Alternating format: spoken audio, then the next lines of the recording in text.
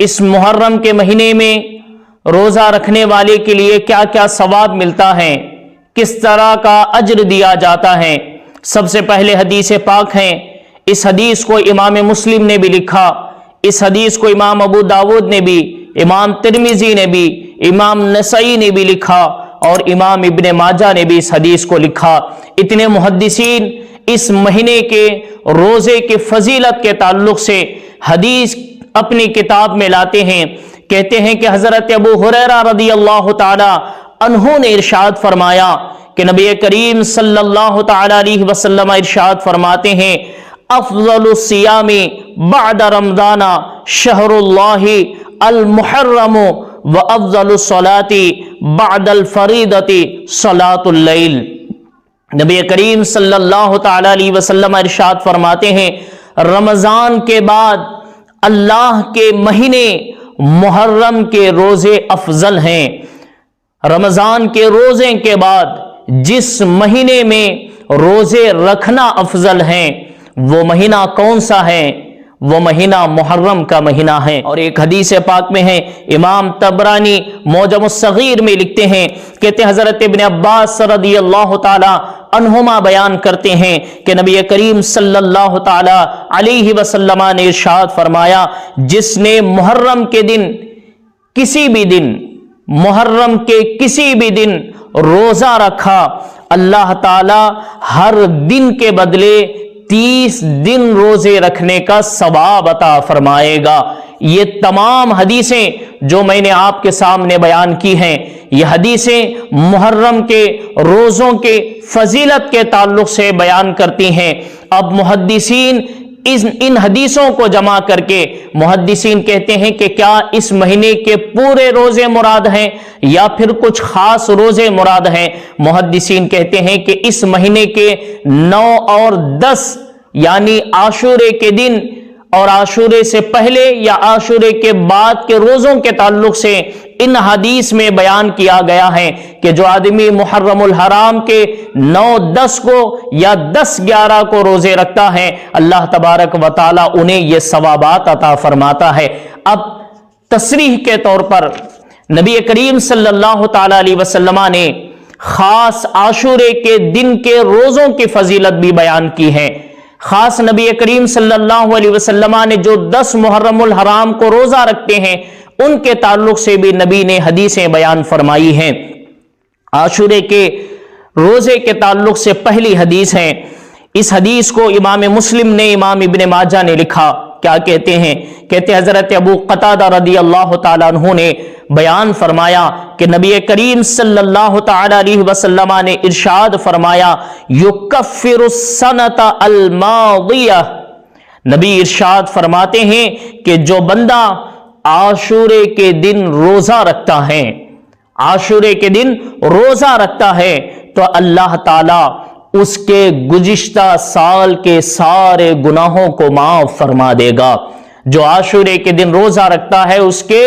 گزشتہ سال، پچھلے سال کے سارے گناہ معاف کر دیے جاتے ہیں۔ اور پھر ایک حدیث پاک میں امام طبرانی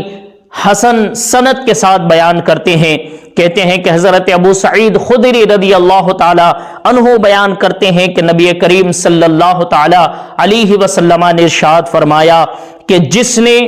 عرفہ کے دن کا روزہ رکھا، اللہ تعالیٰ اس کے گزشتہ سال اور آئندہ سال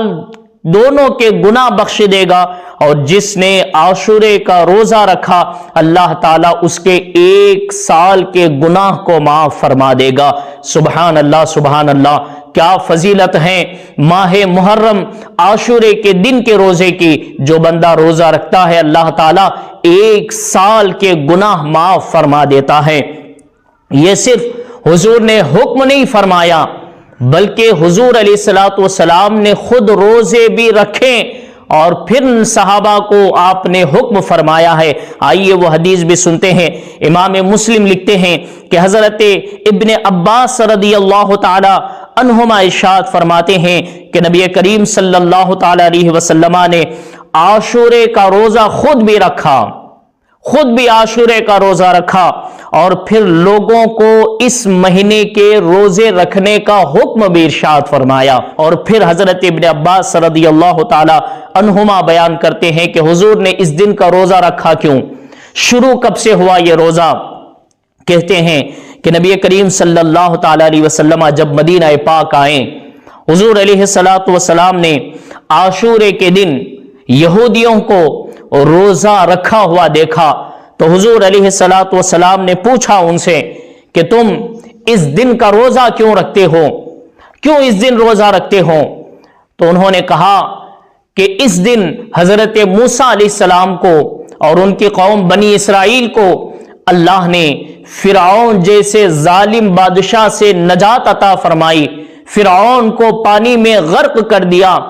اس خوشی میں حضرت موسیٰ علیہ السلام کی یاد میں ہم روزہ رکھتے ہیں۔ حضرت ابن عباس رضی اللہ تعالیٰ عنہما بیان کرتے ہیں کہ نبی کریم صلی اللہ تعالیٰ علیہ وسلم نے پھر اپنے صحابہ کو بلایا، صحابہ کو بلا کے آپ نے ارشاد فرمایا کہ اے میرے صحابہ، یہ حضرت موسیٰ علیہ السلام سے محبت کا دعویٰ کرتے ہیں لیکن حضرت موسیٰ علیہ السلام سے سچی محبت ہم کرتے ہیں، حضرت موسیٰ علیہ السلام کو اچھا ہم مانتے ہیں، حضرت موسیٰ علیہ السلام کو